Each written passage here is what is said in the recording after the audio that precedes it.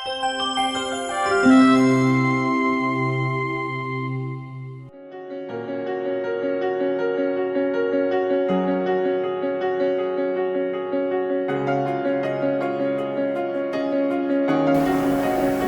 Inyoman Kandun, MPH, as the moderator to facilitate the special presentation 1. To Dr. Gigi Fensa Situhang and Dr. Gigi Pembayung Setianing as the presenter, please come forward to the stage. Thank you.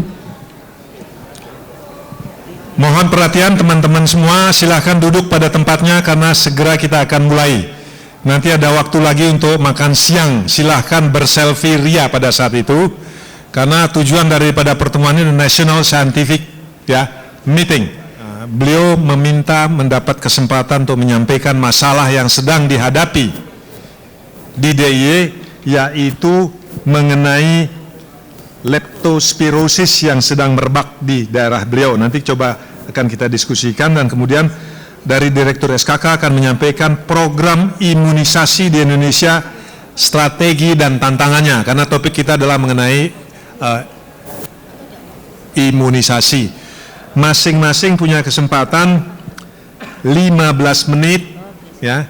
Tolong jangan lebih, jangan, kalau kurang boleh. Terima kasih. Moderator Pak Nyoman Kandung, senior dan yang kami hormati, para peserta National Scientific Conference Epidemiologi pada hari ini. Baik, kami diberikan kesempatan untuk melaporkan kepada kita semua. Kalau saya katakan melaporkan, berarti memberikan informasi kepada kita semua, khususnya pada hari ini adalah kesempatan yang baik untuk menyampaikan berbagai hal perkembangan, baik itu yang baik itu yang tidak menggembirakan. Di antara para ahli, para akademia, mahasiswa tentunya, kalau ketemu dengan mahasiswa sepertinya kita juga jadi muda gitu. Kemudian dengan teman-teman sekalian, tentu ini adalah satu komunitas para epidemiolog dan yang peduli dengan masalah kesehatan, khususnya ya bahwa kita tahu epidemiologi itu adalah katanya ibu dari ilmu kesehatan masyarakat. Tiketnya nggak diberikan. Pertama, mau menyampaikan bagaimana strategi dan tantangan yang terjadi di dalam program imunisasi di Indonesia. Slide, lanjut. Ya, akhir-akhir ini kita dihebohkan dengan berbagai permasalahan, khususnya satu informasi yang viral di media sosial terkait dengan satu informasi yang membuat implementasi daripada imunisasi itu menjadi taruhlah terhambat, terhalang, stuck, atau bahkan penolakan. Kalau itu yang terjadi, perlu kita lihat ini. Perlu kita lihat dulu undang-undang yang mewadahi, yang menaungi untuk program imunisasi. Apakah kita sudah paham apa yang disebut di dalam Undang-Undang 1945 terkait dengan hak anak? Apakah kita sudah membaca, melihat Undang-Undang Perlindungan Anak nomor 35, Undang-Undang Kesehatan tahun 36? Kalau ini yang kita baca, kalau ini menjadi rujukan kita, harusnya problem yang kemarin yang viral itu tidak akan terjadi. Tapi nggak apa-apa. Justru forum ini mengingatkan kita semua, dan kita semua yang 293 orang ini menjadi perpanjangan tangan, perpanjangan informasi kepada semua masyarakat yang ada di Indonesia bahwa imunisasi itu adalah hak anak.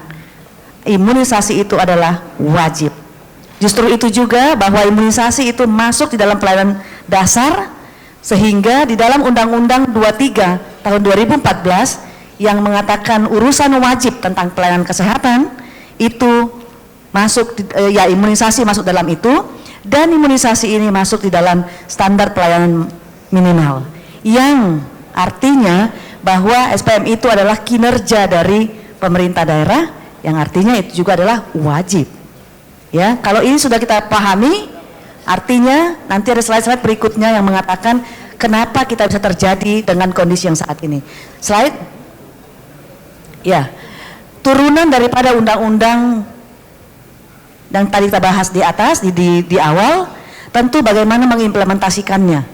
Keluarlah Peraturan Menteri Kesehatan Nomor 12 tentang imunisasi.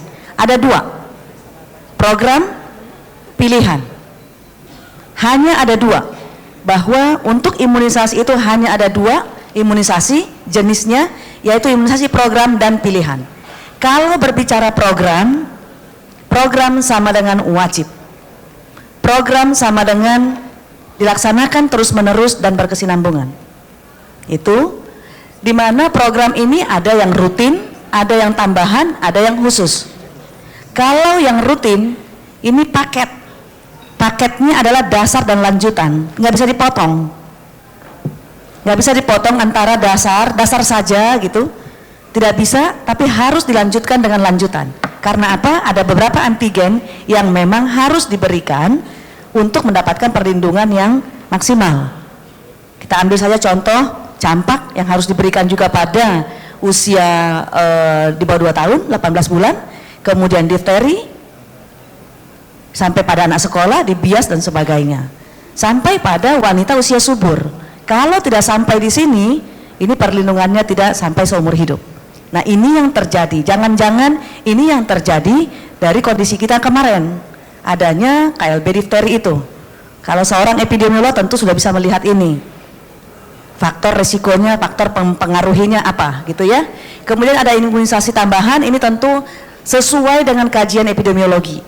Kemudian namanya khusus, tentu ada alasan tertentu, situasi tertentu membuat seseorang itu membutuhkan imunisasi ini.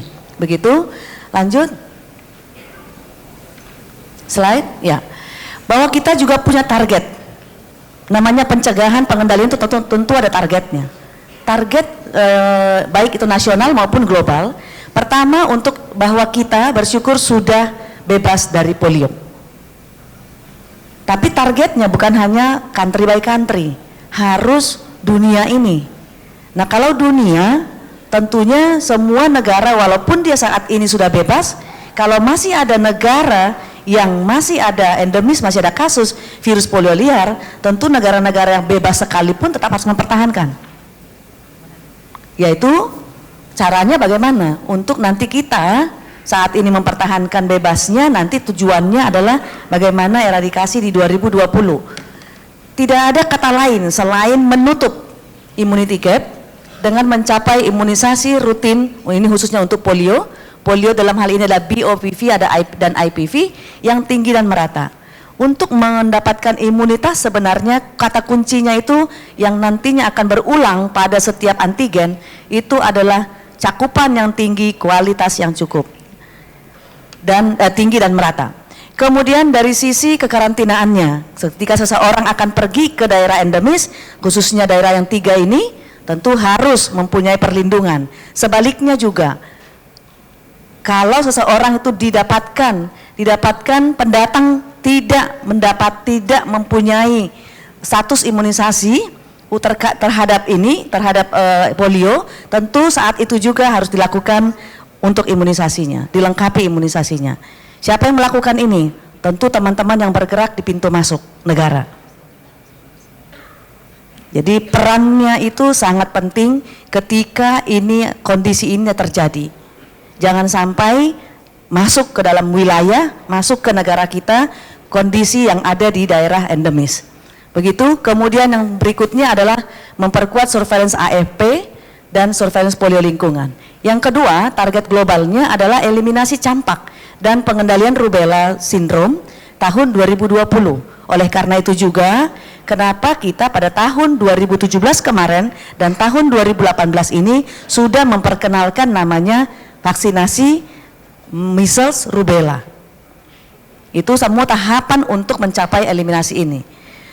Dan saat ini teman-teman di Pulau Jawa sudah memasukkan itu menjadi imunisasi rutin, tapi di luar Pulau Jawa 28 provinsi yang saat ini baru status kampanye. Jadi nanti ini informasi yang awal baik buat kita semuanya, dan tentunya mohon dukungan. Kemudian yang pasti lagi adalah dosisnya itu, cakupannya itu harus tinggi dan merata. Kalau dikatakan tinggi itu sebenarnya berapa? Para ahli mengatakan 95%, dan itu merata. Apa arti merata?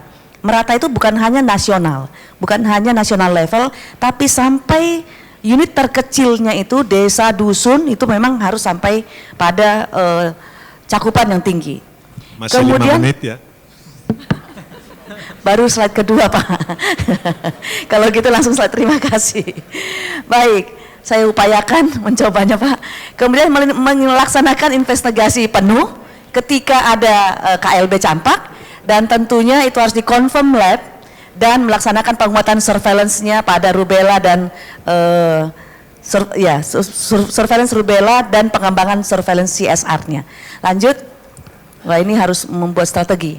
Kemudian mempertahankan status eliminasi maternal dan neonatal, di mana tetap kalimat pertamanya adalah cakupan imunisasi rutin dan tinggi dan merata.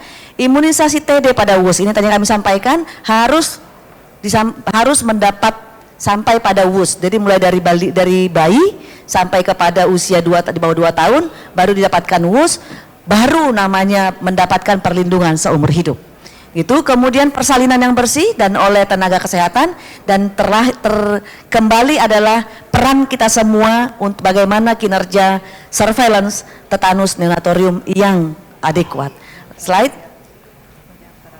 Ya, di dalam imunisasi, dalam program imunisasi ada yang kita kenal dengan herd immunity atau kekebalan kelompok. Ini yang kami sampaikan tadi ketika seseorang itu menolak untuk diimunisasi. Pemahaman ini mungkin yang belum sampai kepada kita semua, kepada masyarakat kita secara luas, bahwa kalau secara individu dia menolak diimunisasi, jangan lupa bahwa seseorang individu ini berperan terhadap masyarakat luas. Karena dia tidak membawa dirinya sendiri. Karena kalau dia diimunisasi, dia berperan melindungi masyarakat sekitarnya. Ini yang dimaksud dengan secara gamblang tentang herd immunity.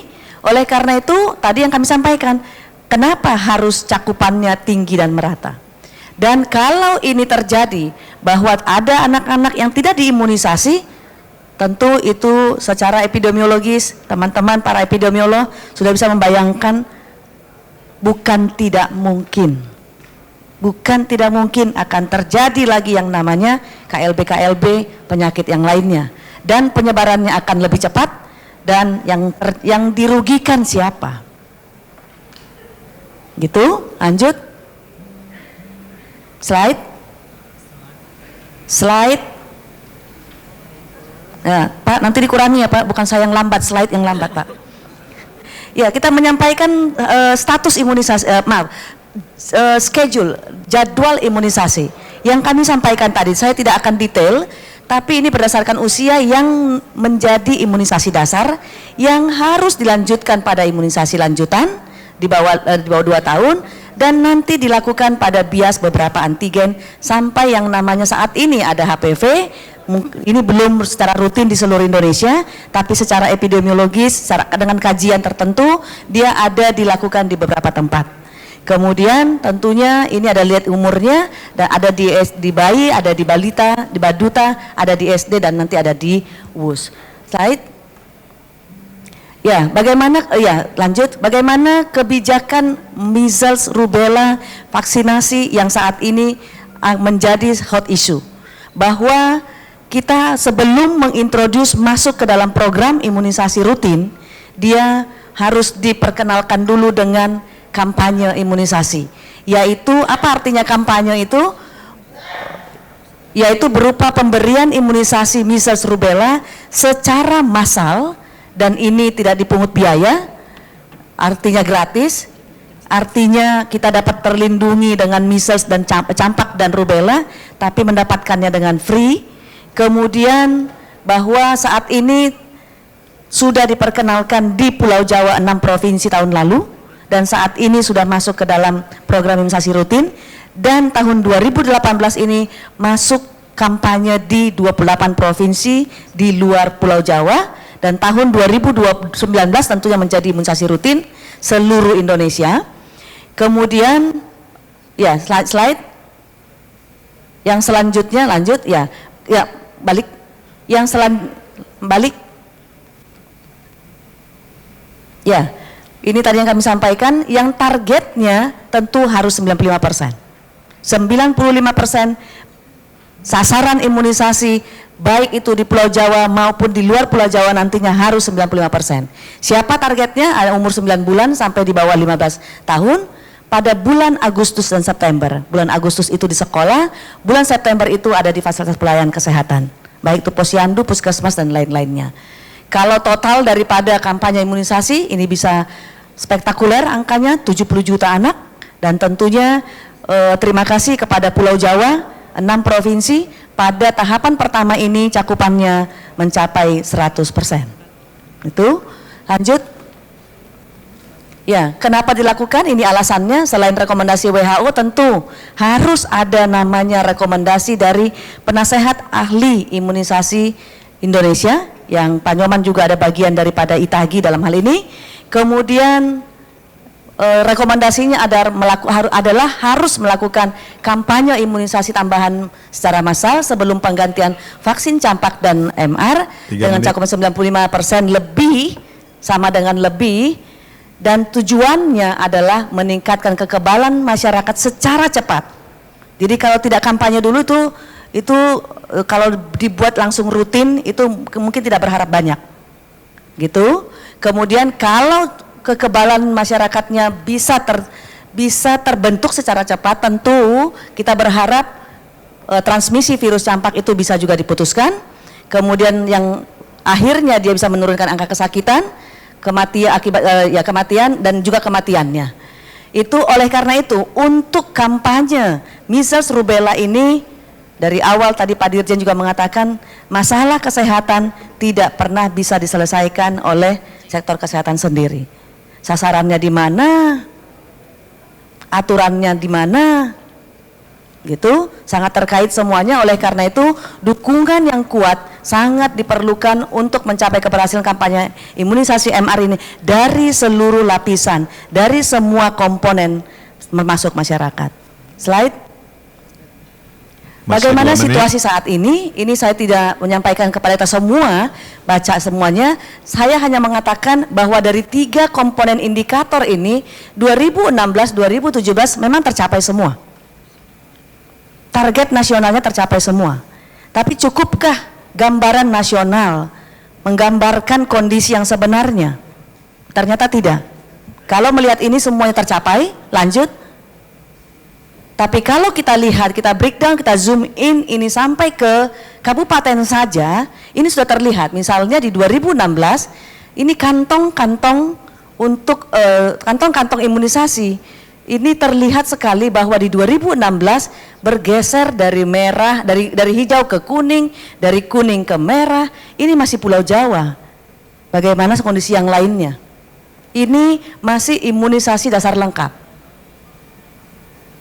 Jadi tidak cukup melihat gambaran nasional saja, harus di breakdown kepada kabupaten kota. Ini untuk imunisasi dasar lengkap. Slide berikutnya adalah untuk imunisasi lanjutan. Ini justru masih sangat rendah sekali. Memang target kita belum untuk ini tercapai secara nasional, tapi memang angka ini, angka 60 itu, angka 50 itu memang belum menggambarkan apa-apa.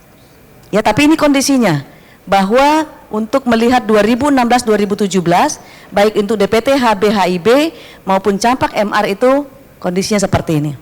Kantong-kantong itu akan terlihat di mana-mana. Harusnya. Ya, baik Pak. Lanjut. Ya, kalau melihat seperti tadi, coba balik slide.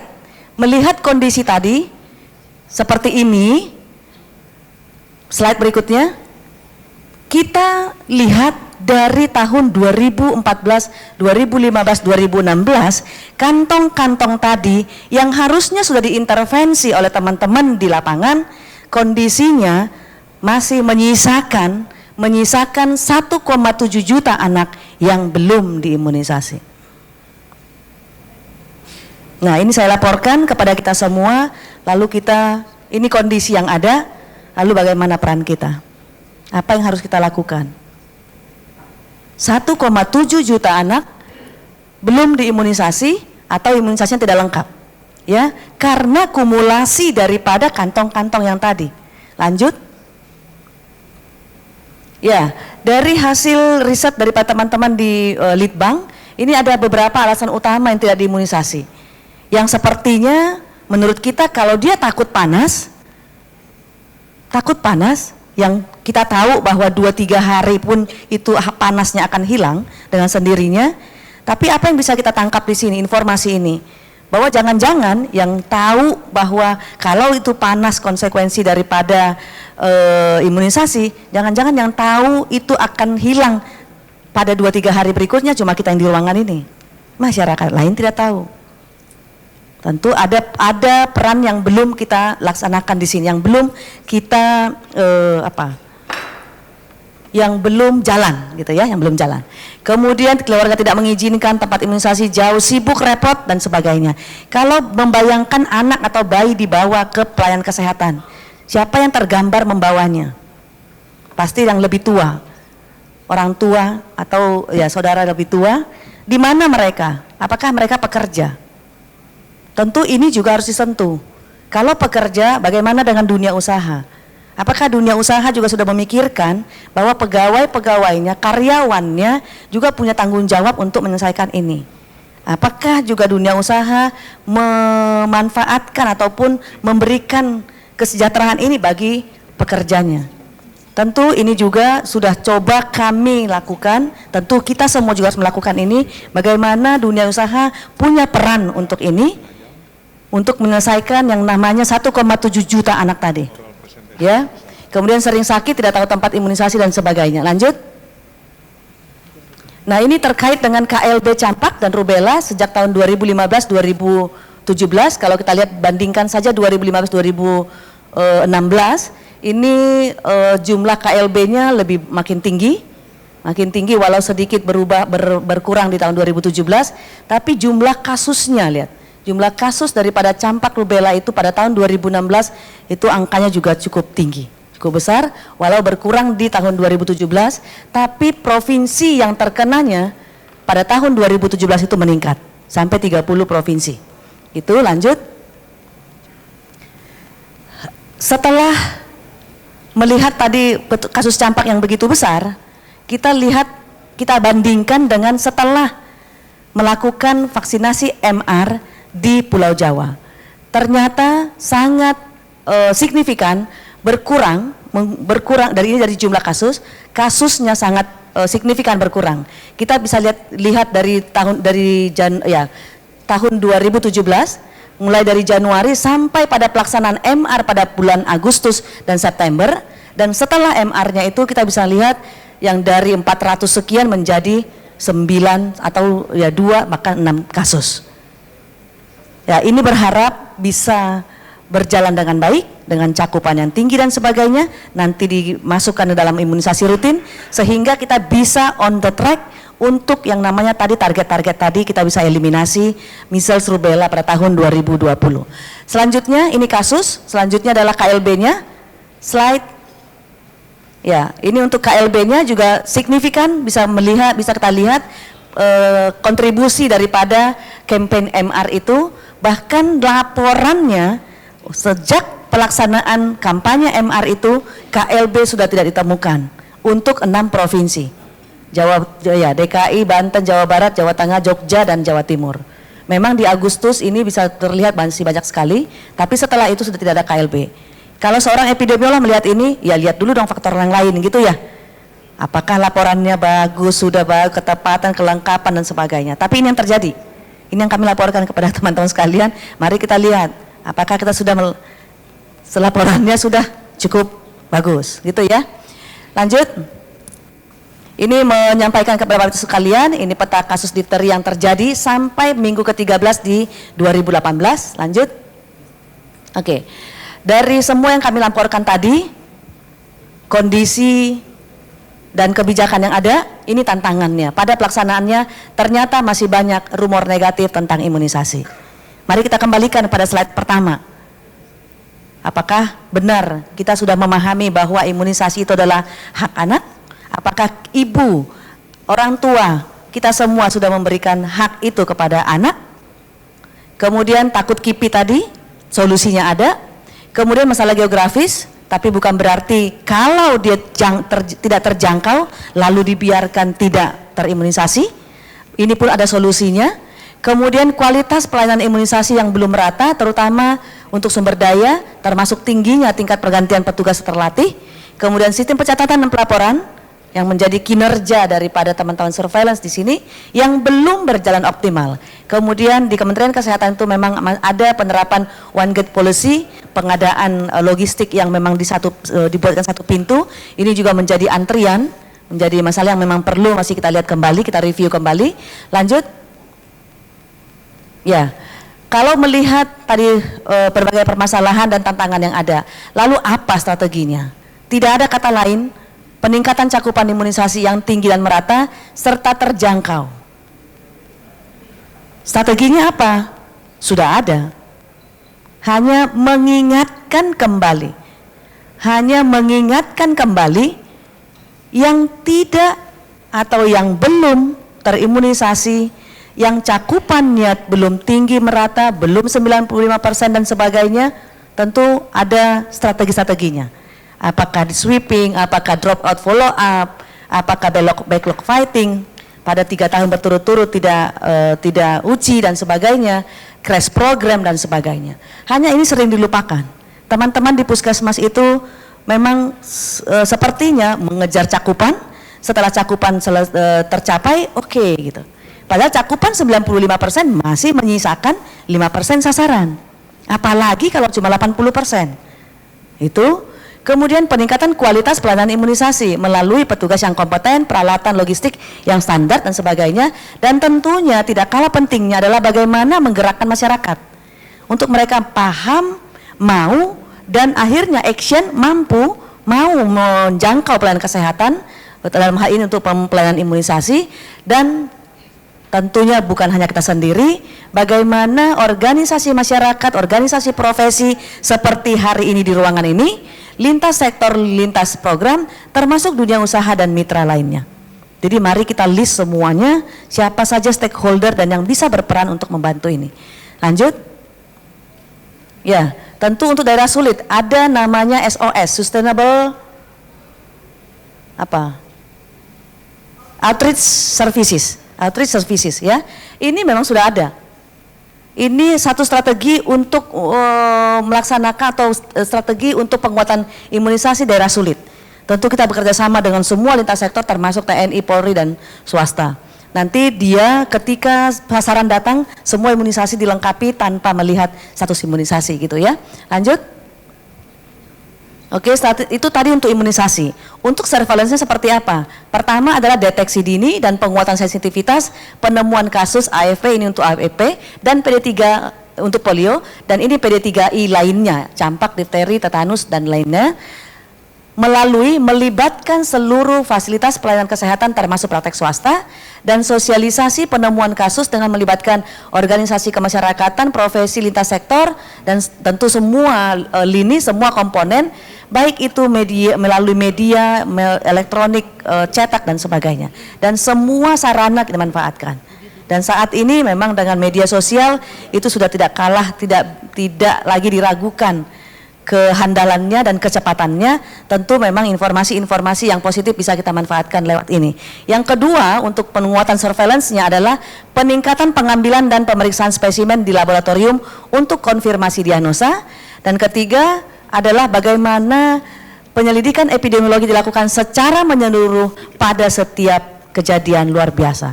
Apakah itu door to door untuk pengambilan spesimen tambahan dan sebagainya, penilaian cepat cakupan imunisasi, mencari faktor risiko dan sebagainya.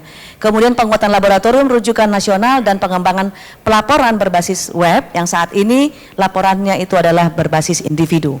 Kemudian kalau ini dilakukan, penguatan ini dan strategi ini dilakukan, baru kita bisa berharap yang namanya keberhasilan imunisasi yang tentunya adalah dengan memastikan cakupan imunisasi yang tinggi dan merata dan didukung dengan logistik yang standar dan sebagainya. Ketercukupan vaksin, logistik, obat dan sebagainya. Lanjut. Ya, mungkin itu yang kami sampaikan. Mudah-mudahan tidak korupsi waktu, Pak Nyoman. Demikian, Assalamualaikum warahmatullahi wabarakatuh. Kalau ada satu komentar atau pertanyaan yang burning question, silakan. Mengenai pentingnya sukses program imunisasi yang merupakan program yang paling cost efektif. Silakan satu. Terima kasih, Cecilia dari Universitas Respati Indonesia. Pertanyaannya, Bu. To the point ya. Ya. Pertama, untuk sensitivitas pemeriksaan kasus AFP dan PD3I. Nah, selain sensitivitas tadi, Bu, apakah ada monitoring yang untuk evaluasi vaksin ke depan? Karena vaksin-vaksin ini kadang bisa saja resisten.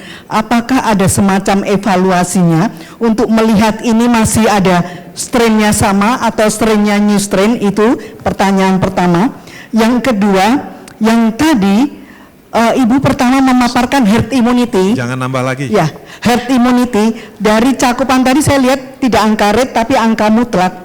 Apakah herd immunity itu bisa terjadi di vaksinasi yang tadi, karena ada 120 yang belum, itu 439 ini angka mutlak.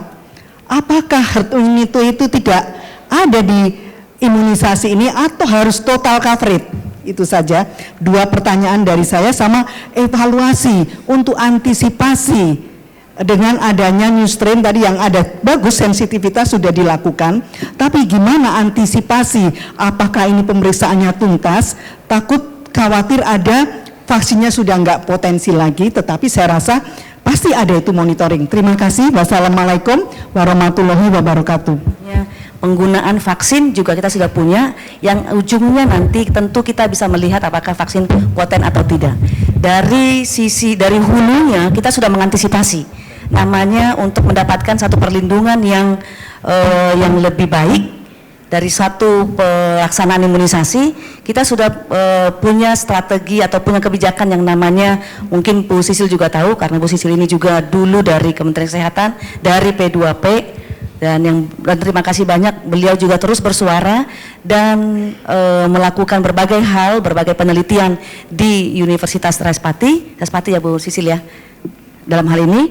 Dan terima kasih, memang beliau sangat concern. Yang kita kenal dengan effective infection management, kita kenal dengan VVM, kita kenal dengan berbagai hal, itu semua adalah satu komponen, suatu tools untuk kita bisa memonitor berbagai hal, baik itu untuk potensi daripada vaksin yang nanti ujungnya apakah masyarakat terlindungi atau tidak, dan sebagainya. Kemudian tentunya itu nanti akan mengarahkan bagaimana penelitian yang ada itu untuk apakah nanti sensitivitas untuk melihat ada new strain segala macam atau vaksin yang tadi Bu Sisil katakan itu resisten dan sebagainya. Kemudian yang tadi yang kami sampaikan di ada slide yang angka numerik absolut, itu adalah angka jumlah anak yang tidak diimunisasi. Jumlah anak yang tidak diimunisasi per tahunnya. Jadi dari tahun 2004 sampai 2017 yang mengatakan bahwa ada 1,7 juta anak yang belum diimunisasi, yang artinya itu adalah sasaran dari setiap, kalau saya mengatakan 1,7 juta itu secara nasional, tentunya semua kita, khususnya untuk teman-teman daerah dari Dinas Kesehatan, tentu semua Dinas Kesehatan akan melihat berapa orang di saya. Dari 1,7 juta itu kontribusi dari daerahnya masing-masing harus terhitung. Tentu masing-masing harus melihat seberapa banyak anak yang tidak diimunisasi dari daerahnya. Oleh karena itu angka itu tadi muncul. Sebenarnya ada breakdownnya, tapi ini kan karena pertemuan besar, artinya bukan pertemuan teknis. Ini kami sampaikan bahwa ini ada concern kita yang mengatakan bahwa kita masih punya hutang, punya problem, punya pekerjaan berat yang belum diselesaikan. Oleh karena itu tadi itu adalah ya itu yang mengatakan bahwa 1,7 juta itu tersebar di mana, yang artinya bahwa herd immunity yang ini harusnya dikaitkan dengan herd immunity oleh teman-teman, oleh analisis dan teman-teman kita semua bisa melihat ini bagaimana herd immunity di daerah anak yang tadi sejumlah 1,7 itu. Barangkali itu Baik. ya, secara teknis nanti kita bisa diskusikan kembali. Secara umum itu mungkin yang pendapat yang beri kami sampaikan. Terima kasih. Terima kasih untuk Bu Direktur SKK yang akan meninggalkan. Terus, Surkarkes sekarang. Singkatan berubah apa namanya? Silahkan. Terima kasih. Tepuk tangan buat beliau. Lanjut aja Pak, dan nggak enak. Lanjut aja Pak. Nanti saya keluar. Berikutnya kami undang Kepala Dinas Kesehatan Provinsi DIY yang akan menyampaikan masalah yang beliau hadapi tentang leptospirosis ya, yang selama ini kita kenal dari kencing tikus begitu ya. Ternyata bukan kencingnya tikus saja, tapi hewan-hewan mamalia lainnya juga sudah punya kontribusi. Silakan. Saya mohon izin. Waktunya 15 menit. Baik, Bapak. Saya masih belajar dan saya mohon nanti Bapak Ibu bisa membantu saya untuk menyelesaikan apa yang saya maksud atau saya sampaikan. Bapak Ibu yang kami hormati, sekali lagi Assalamualaikum warahmatullahi wabarakatuh. Terima kasih masih bersedia dan ikhlas untuk mendengarkan masalah kami di Yogyakarta. Baik Bapak Ibu, saya langsung saja, ini adalah sistematika saya matur pada Bapak Ibu. Sebelumnya, mundur lagi sedikit lagi, mundur Mas. Ya, ini adalah Yogyakarta. Untuk Bapak Ibu yang sudah di Yogyakarta sudah sangat kenal dengan hal ini. Tetapi untuk Bapak Ibu yang dari luar DIY bisa kami haturkan bahwa di Yogyakarta ada 2 sungai besar, yaitu di Kulon Progo, ini di sebelah barat, dan kemudian ada Sungai Opak di sebelah timur. Tetapi tidak hanya 2 sungai besar ini, kami masih punya banyak sungai yang kemudian pada saat musim hujan dia akan meluap dan kemudian barangkali menjadi salah satu potensi untuk berkembangnya atau banyaknya kasus lepto dan sebagainya. Penduduk DIY sedikit saja, cuma sekitar 3,6 juta dengan luas wilayah juga hanya 3.800 km persegi. Tetapi Bapak Ibu jangan heran bahwa kami punya 78 rumah sakit, 121 puskesmas dan sekitar 300 klinik. Dan Bapak Ibu, slide berikut monggo. Data yang kami terima dari BKPP, Badan Ketahanan Pangan Provinsi DIY, ternyata di DIY punya sekitar 143 grup petani atau kalau bisa kita semiliarkan sekitar 6.400 petani yang bekerja di sawah ataupun baik sebagai pemilik maupun sebagai pekerja atau buruhnya. Slide berikut. Kita akan melihat Bapak Ibu bahwa outbreak di tahun 2011 sebenarnya jujur saya saat itu belum ada di dinas, tetapi matur nuwun ada di antara kita Bapak Kepala Dinas kami terdahulu Dr. Sarminto yang mengajarkan pada saya bahwa epidemiologi ini adalah satu hal yang penting. Basic saya insurans. Pada saat saya bicara tentang insurans ternyata Bapak Ibu hasil dari pemantauan, hasil dari penelitian epidemiologi sangat membantu pada saat kita bicara tentang biaya. Monggo Mas, slide. Bapak Ibu pada saat outbreak di tahun 2011 bisa kita lihat bahwa ternyata yang banyak itu di Kulon Progo. Tetapi sesungguhnya Kulon Progo ini bukan risiko yang tertinggi di area, bukan area risiko tinggi di Kulon Progo. Dari mana dia datang? Dari Moyudan, dari daerah Sleman. Bapak Ibu bisa pirso di daerah ini. Itu. Nah dari Moyudan di Sleman kemudian dia bergeser ke Kulon Progo, merebak ke Bantul dan akhirnya ke Gunung Kidul. Bapak Ibu pirso di ujung juga masih ada. Slide berikut. Di tahun 2011 saat outbreak ternyata paling banyak adalah di usia produktif.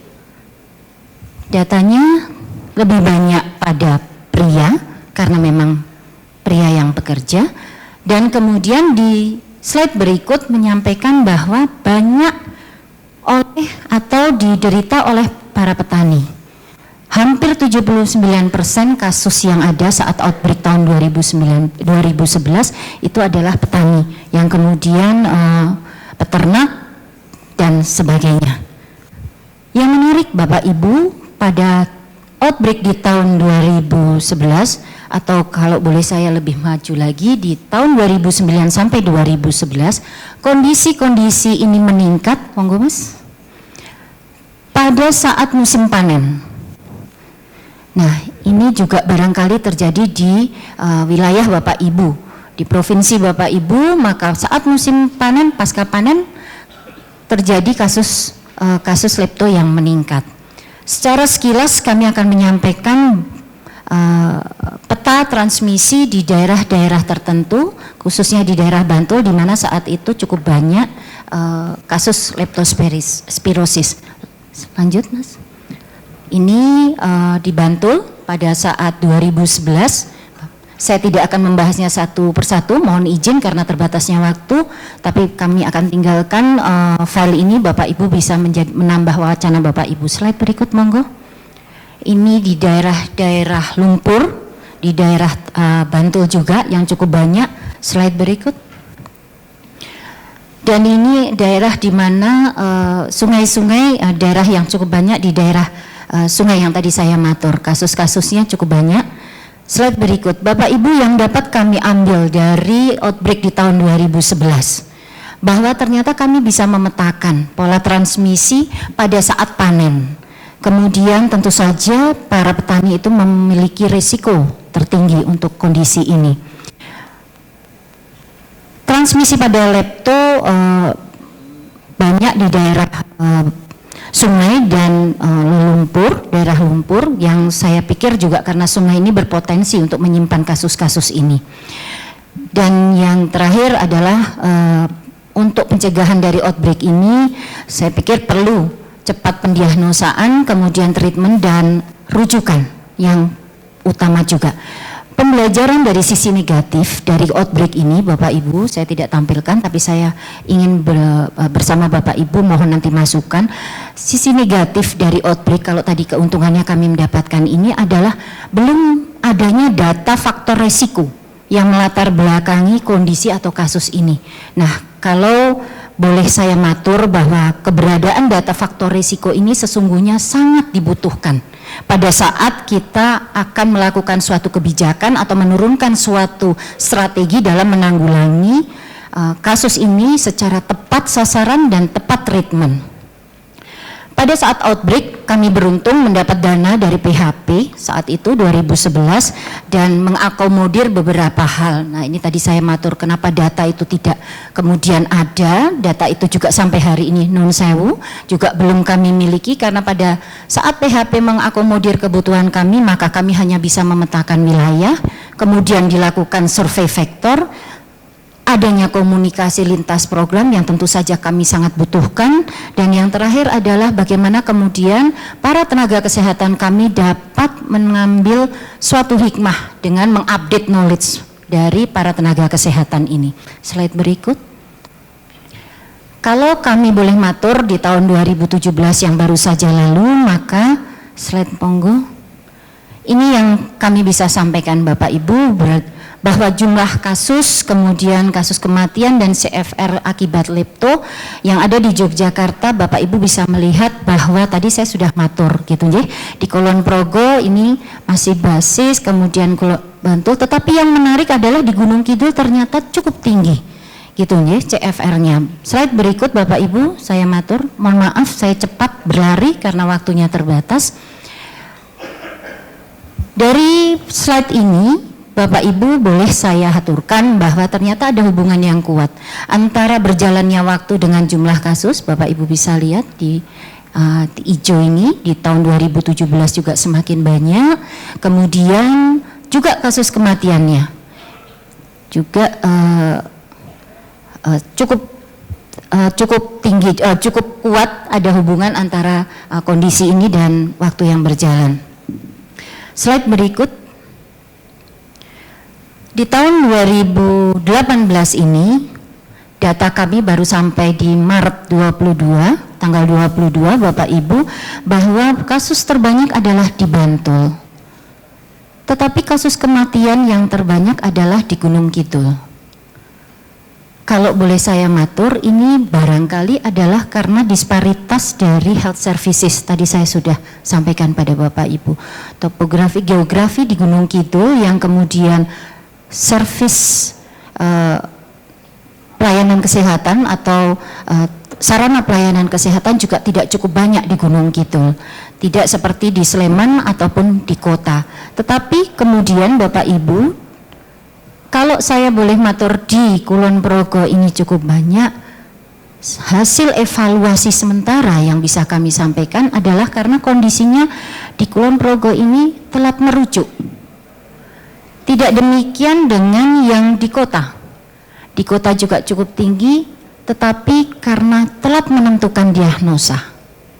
Hasil sementara yang bisa kami aturkan sampai di bulan Maret ini adalah kondisi-kondisi yang demikian. Kami berharap bahwa apa yang kami sampaikan ini nanti kemudian mendapatkan masukan dari Bapak Ibu. Slide berikut. Ini adalah bagaimana AR dan CFR kami bisa petakan bahwa di tahun 2017 tadi saya sudah matur bahwa di dalam kecepatan penyebaran ternyata di Kulon Progo jauh lebih cepat. Tetapi di dalam kondisi keganasan atau penanganan yang cepat dan tepat ternyata di Gunung Kidul kurang menguntungkan, kurang baik. Nah, ini adalah Bapak Ibu di tahun 2017. Ternyata Bapak Ibu di tahun 2018 kami masih butuh bantuan. Slide berikut monggo. Monggo Mas di slide berikut. Di 2018 masih di Gunung Kidul. Nah ini Bapak Ibu, apakah kemudian keberadaan sarana pelayanan kesehatan, jadi memang tadi saya matur pada Bapak Ibu, kami punya 78 rumah sakit, tetapi di Gunung Kidul rumah sakit umum, rumah sakit itu tidak lebih dari 10. Punya puskesmas dan punya sarana FKTP yang tidak lebih banyak daripada di Kulon Progo. Secara cepat saya matur bahwa slide berikut ini adalah bagaimana kemudian proporsi deskripsi dari status kasus di DIY. Slide berikut saja karena cepat. Nah, Bapak Ibu dari C-Square Test gitu, jujur ini adalah teman-teman yang membantu saya untuk menampilkan hal ini kepada Bapak Ibu sebagai sekali lagi proses pembelajaran bagi kami bahwa ternyata terdapat perbedaan proporsi kematian lepto di kabupaten kota secara bermakna, secara statistik gitu. Nah, kenapa? Karena ternyata memang keganasan, ketepatan dan kecepatan penanggulangan menjadi salah satu kunci bahwa kemudian kita bisa meminimalisir kasus-kasus tersebut. Sekali lagi kami matur di tahun 2018 ini rupanya luar biasa di DIY. Slide berikut Mas, monggo. Kami aturkan bahwa di tahun 2018 di Maret sekali lagi bahwa kami punya 43 kasus, 8 kematian pada pria, kemudian pada wanita kami punya 7 kasus dengan 5 kematian. Kalau melihat ini rasanya juga menjadi satu PR besar bagi kami dokter. Nah ini yang kami nanti nyuwun arahan atau bimbingan ataupun masukan dari Bapak Ibu gitu karena memang Yogyakarta ini hanya kecil wilayahnya begitu. Slide berikut adalah berdasarkan umur dan mohon maaf ini kurang age ya, berdasarkan umur dan jenis kelamin. Sekali lagi bahwa ternyata usia produktif itu sangat banyak. Slide berikut ini kita lewatkan saja bagaimana kemudian program-program yang ingin kami kembangkan, mulai dari bagaimana promotingnya, kemudian protectionnya, detection dan kemudian interventionnya. Jelas kami bagaimana kemudian baik secara media, bagaimana kemudian kami harus bertatap muka dengan para tenaga kesehatan, kemudian para petani itu sendiri, dan melalui media secara maksimal kami berupaya untuk hal itu. Untuk protectionnya sesuai dengan yang digariskan atau diamanahkan oleh Kementerian Kesehatan bahwa PHBS itu selalu harus dilakukan. Kemudian nah ini yang agak susah Bapak Ibu, bagaimana kemudian cuci tangan dan cuci kaki ini PHBS-nya untuk petani. Ataupun pada saat mereka turun ke bawah, ternyata memakai sepatu bot juga jadi masalah buat petani gitu. Saya malah nggak bisa kerja Bu kalau saya pakai sepatu bot gitu kan. Nah padahal itu salah satu protek buat dia gitu. Nah yang banyak-banyak juga malah sepatunya hilang gitu Bapak Ibu. Mereka lebih senang nyeker gitu karena lebih cepat bekerja. Kemudian nah ini dia. Mudah-mudahan Bapak Ibu yang bukan dari luar Jogja tahu ya, ini red controlnya dengan gopiokan gitu, maksudnya bersama-sama. Saya beri di detectionnya, saya izin tidak menyebutkan satu persatu, tetapi ini adalah beberapa hal yang kemudian akan kami lakukan dan bagaimana strategi untuk penguatan dari program itu. Slide berikut, monggo. Jelas bahwa koordinasi advokasi harus kami lakukan. Walaupun Bapak Ibu jujur koordinasi itu bukan biaya yang murah, koordinasi itu mahal karena harus dengan kasus dulu gitu baru koordinasi ini bisa berjalan dengan baik. Oleh karena itu advokasi, koordinasi harus kami lakukan. Advokasi terutama adalah bagaimana aware dari para pimpinan wilayah dan care dengan apa yang terjadi di wilayahnya gitu.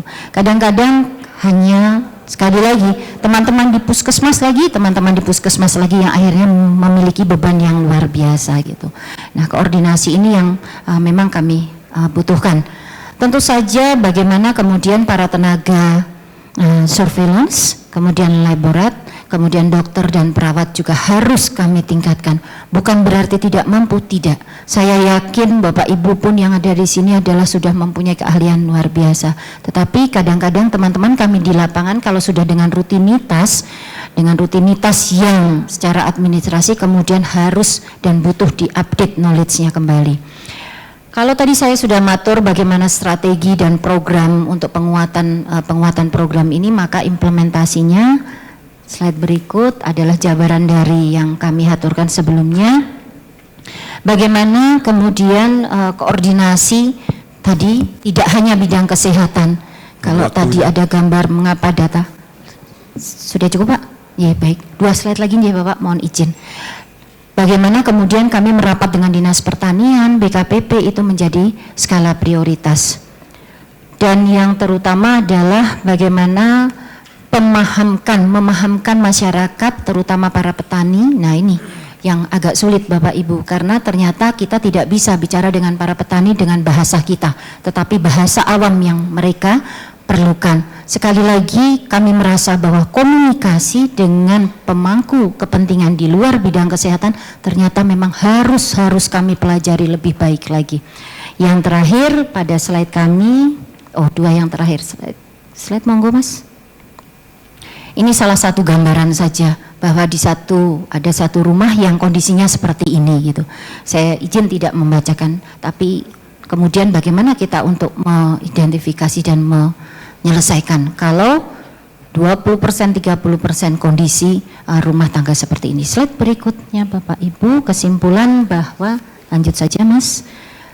Apa yang kami aturkan, akhirnya kami harus sampaikan bahwa epidemik di leptospirosis, epidemik lepto, bahwa di Jogja ini mempunyai pola yang spesifik gitu, dan itu berkaitan dengan musim panen gitu. Nah yang terakhir adalah kami butuh dukungan gitu, tidak saja dari bidang kesehatan sekali lagi tetapi pada lintas sektor yang lain. Terima kasih atas kesempatannya Dokter, kami diberi kesempatan untuk memaparkan apa yang ada di Yogyakarta. Kami akan sangat senang Bapak Ibu bisa memberikan masukan untuk menyelesaikan kondisi ini. Terima kasih dan mohon maaf bila ada hal-hal yang kurang berkenan. Wabillahi taufiq wal hidayah. Assalamualaikum warahmatullahi wabarakatuh. Kok 3 sudah? Oke, 3 dan nambah lagi yang 1 nanti. BTKL Jogja ada yang hadir? BTKL Jogja nanti akan memberikan apa yang dia lakukan pemeriksaan. Saya kira BTKL dulu yang ngomong, karena ada pertanyaan faktor risiko tadi. Silahkan ngomong to the point, nanti yang 2 belakangan. Saya Dwi Amalia dari BPTKL PP Jogja. Kebetulan kemarin Ibu waktu ada KLB yang terbaru di Kurian, kami ikut turun untuk investigasi. Waktu itu kami melakukan penangkapan juga dari vektor. Jadi kami mengirim sampel tikus, ternak, dan marmut, karena kebetulan dari yang korbannya itu punya ternak marmut, kami kirim ke BPVRP dan ternyata dari ketiga hewan tersebut positif semua untuk, ada yang positif untuk leptospirosis. Bahkan di tikus itu dari 30% yang kami kirim itu positif, dan itu ada Serovar bataviae, Icterohemorrhagi, dan satu lagi bangkinan. Jadi itu sangat patogen untuk manusia. Sehingga ini saya pikirkan, apakah sebenarnya jangan-jangan di Jogja ini sebenarnya leptospirosis sebenarnya sudah cukup berkembang di mana-mana, dan yang kita lihat itu hanya the peak of the iceberg gitu, cuman tonjolan dari puncaknya saja gitu. Jadi untuk kedepannya kami menanyakan ke Ibu apakah untuk faktor surveillance ada rencana untuk ke depan gitu, dan mungkin sementara itu ini dulu aja Pak ya. Terima kasih. Nanti dijawab sekaligus setelah 3 penanya. Yang berikutnya?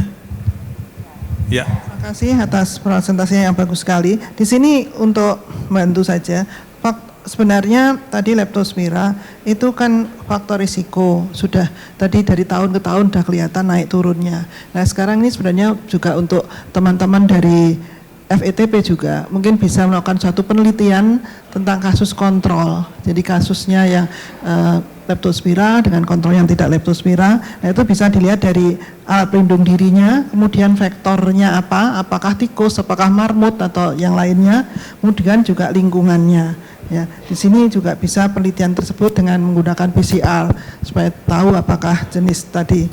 Kemudian untuk berikutnya, nah ini sebentar, mana tadi faktor risiko?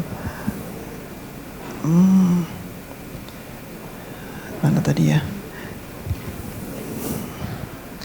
Ya itu yang perlu kami sampaikan, bahwa bagaimana surveillance epidemiologi dari petugas puskesmas terhadap lingkungan, terhadap tikus tadi. Ya, surveillance epidemiologinya itu seperti apa? Misalkan saja sekarang kondisi tikus seperti ini, karena tikus itu kan tiap 4 bulan beranak, mereka banyak sekali tikus-tikus tadi, dan itu juga bisa dilakukan seperti sayembara ya, sayembara pada anak SD itu untuk menangkap tikus, satu tikus diberi Rp50 atau Rp100, pasti itu banyak sekali nanti tikus-tikus akan dapat itu ya, karena saya ingat waktu masih kecil dulu saya juga seperti itu ya, waktu saya masih kecil itu tahun 60-an itu melakukan hal seperti itu di desa kami. Saya kira demikian, terima kasih. Tadi ngacung ya? Ya. Di sini akan menanyakan mengenai data yang sudah ditampilkan Ibu tadi, bahwa dari 2009 sampai 2011 itu sudah diketahui tentang pola penyebaran tikus, penyebaran leptospirosis, kemudian kapan itu akan terjadi terutama di musim panen. Terus yang mau saya tanyakan di sini, usefulness-nya dari data tersebut seperti apa, penggunaan datanya. Ngomongnya seru sedikit. Apakah data tersebut sudah digunakan untuk kontrol program yang sudah dilakukan atau belum? Karena pada 2017 dan 2018 masih ada kasus yang cukup tinggi. Kemudian yang kedua, kenapa faktor risiko belum bisa didapatkan pada kejadian leptospirosis, sementara sebenarnya faktor risiko bisa dilakukan bersamaan dengan saat PE, dan di DIY sendiri ada teman-teman FETP yang magang di sana, apakah data tersebut sudah dimanfaatkan dari masukan dari teman-teman FETP yang sudah magang di DIY? Terima kasih. Terakhir, BTKL Surabaya. Terima kasih Bapak untuk waktu. Mohon penjelasan terkait dengan ultraviolet ini, Ibu mungkin bisa kami adopt untuk di wilayah layanan kami. Terima kasih. Ya, saya mohon izin dokter bahwa nanti saya mohon bantuan Pak Agung untuk menjawab beberapa hal gitu karena sifatnya teknis. Yang pertama terima kasih. Tadi yang pertama dari mana Dok? Terutama yang dari Ibu dari PAEI Jawa Timur. Matur nuwun Bu masukannya.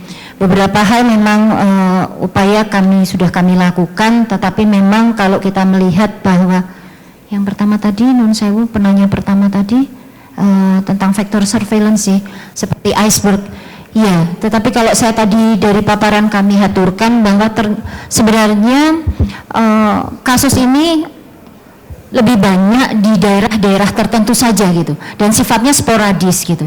Nah kemudian tadi ada faktor pendukung sehingga kemudian bisa kemana-mana gitu. Nah dalam hal ini memang kami masih berupaya dengan lintas sektor, karena jujur saja Bu, kalau ini dibebankan pada teman-teman EPID di puskesmas ataupun hanya pada wilayah hanya pada mereka yang punya kemampuan ini, memang kami tidak akan pernah bisa tuntas untuk menyelesaikan kasus ini gitu. Oleh karena itu tadi saya sudah matur bahwa kemudian lintas sektor, lintas program dengan beberapa SKPD itu harus kami lakukan. Saya pikir itu Bapak Ibu yang bisa kami sampaikan. Nah untuk pertanyaan dari teman-teman UGM BPTKL barangkali Pak Agung bisa membantu. Terima kasih. Bismillahirrahmanirrahim. Assalamualaikum warahmatullahi wabarakatuh. Pertama tentang apakah jangan-jangan DIY menjadi satu wilayah endemis. Memang tadi dari yang disampaikan Ibu Kepala Dinas bahwa secara definisi DIY bisa dikatakan daerah endemis.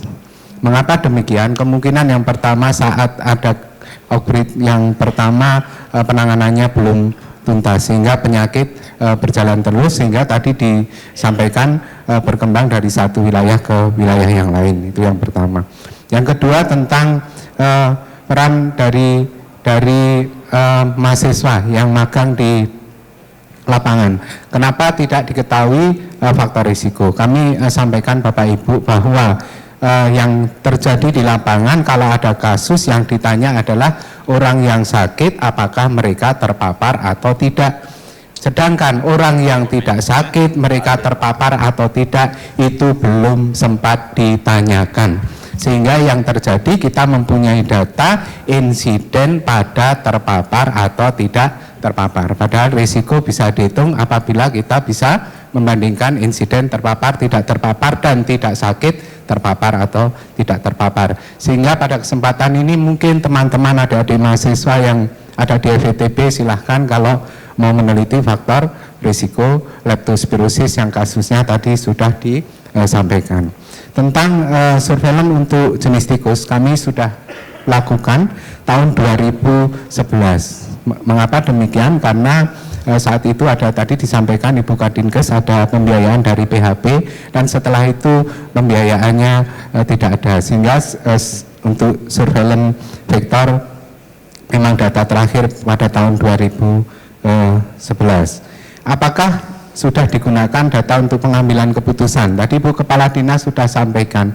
Salah satu hal yang terpenting adalah satu, kita harus mengetahui determinan. Sebenarnya yang terjadi apa sih? Ya, faktor yang mempunyai kontribusi terbesar kejadian leptospirosis apa ini yang masih sangat kami tunggu, dan kemarin kami sampaikan waktu pertemuan di Banjarnegara dan Boyolali waktu itu hadir di instansi tersebut bisa membantu, tetapi harus ada surat permohonan saat kita ada outbreak. Beliau akan membantu untuk mencarikan faktor risikonya karena alasan petugas dan pembiayaannya.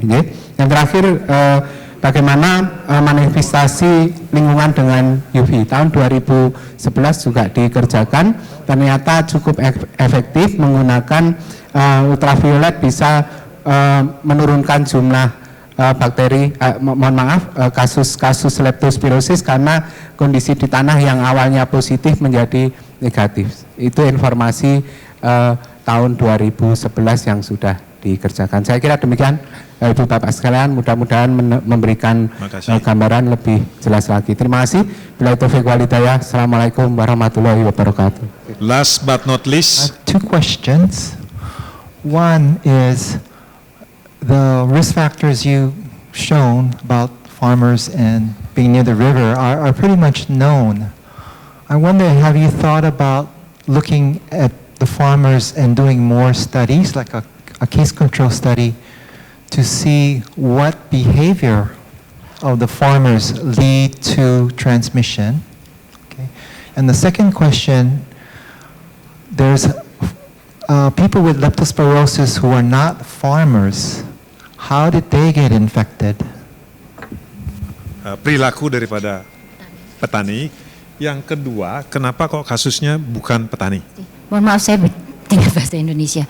Ya, tadi saya sudah sampaikan bahwa kemudian perilaku petani, saya tidak tahu kok di provinsi lain, tetapi kalau di Yogyakarta itu karena sebagian besar, saya juga mohon koreksi, nanti saya juga mohon dibantu Pak Agung. Kebiasaan bahwa kemudian turun ke ladang, turun ke sawah itu mereka lebih senang dengan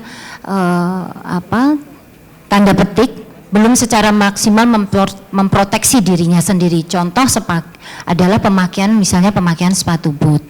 Nah, kondisi-kondisi ini pernah kami 1-2 kali sampling kami pernah lakukan, tanyakan ya, memang mereka lebih cepat dan lebih kemudian lebih bisa bekerja dengan baik apabila contoh tadi tidak memakai sepatu boot. Kemudian mungkin dengan yang berikutnya, tadi di paparan kami juga sudah sampaikan, kebiasaan untuk mencuci tangan itu mereka lakukan adalah tanpa mencuci tangan dengan baik dan benar. Gitu. Artinya misalnya ya mencuci tangan ya begitu sampai di rumah hanya mencuci tangan sekedarnya.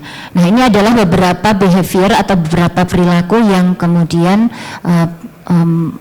yang sulit, tanda petik lagi Bapak Ibu, sulit kami ubah. Bagaimana dengan lingkungan? Lingkungan juga artinya saat ini memang menjadi PR kami, kemudian pada saat-saat panen ataupun pada saat musim hujan memang bagaimana lingkungan itu kemudian menjadi suatu lifestyle atau perilaku petani untuk lebih care dengan lingkungan rumah di dalam maupun di luar, ini juga masih menjadi PR kami. Ternyata Bapak Ibu membalikkan atau merubah budaya dan perilaku itu tidak semudah yang kami kira gitu. Tadi dengan komunikasi kami berupaya bahwa petani bisa paham apa yang harusnya mereka lakukan. Kemudian yang pertanyaannya kedua tadi, bagaimana bukan petani bisa tertular? Pak Agung bisa bantu karena datanya memang sementara sebagian besar memang dari petani, sehingga mungkin bisa ditambahkan oleh Pak Agung. Saat padi diambil oleh para petani, mereka kontak dengan tanah di sawah dan masalahnya masalah kebiasaan mereka untuk bekerja dengan menggunakan APD memang masih perlu diingatkan terus. Yang kedua, ternyata pengalaman di lapangan saat padi diambil, tikus pindah ke rumah mencari tempat untuk bersembunyi dan mencari makanan karena di sawah makanan habis. Namun demikian secara ilmiah hal tersebut belum pernah kita kerjakan. Ini secara deskripsi di lapangan seperti itu. Sehingga tadi disampaikan kalau kita akan menggunakan metode-metode ilmiah tentu akan baik menggunakan dasar penelitian. Memang yang paling tepat adalah untuk hal tersebut dengan case control study. Jadi ini yang perlu diingatkan pada teman-teman adik-adik mahasiswa di lapangan dan terutamanya juga petugas kesehatan. Bagi kami jangan pernah kita meninggalkan hasil penelitian ilmiah untuk mengambil sebuah keputusan di dalam penanggulangan. Saya kira demikian. Terima kasih. Waktu juga ya. Assalamualaikum warahmatullahi wabarakatuh. Any comment? Comment for investigations. You need to show the data. I think what you talked about, is it from data from this investigation or is it general knowledge? Because you should present the data from the investigation, because general knowledge is general. This might be a little different. Yes. So I wasn't sure what you call general knowledge and data from the investigation. So it's just a general comment. Oke, jadi buat waktu juga yang membatasi kita, padahal sangat-sangat menarik diskusinya. Saya sarankan dari diskusi ini, silahkan kerjasama yang baik antara BTKL, FETP, dan Dinas Kesehatan DIY untuk menjawab semua pertanyaan-pertanyaan yang belum terjawab. Mungkin bisa diundang juga dari Semarang, Profesor Gasem, untuk memfasilitasi. Terima kasih, tepuk tangan buat Ibu Pembayun, Kepala Dinas Kesehatan. Waktu sangat terbatas. Terima kasih.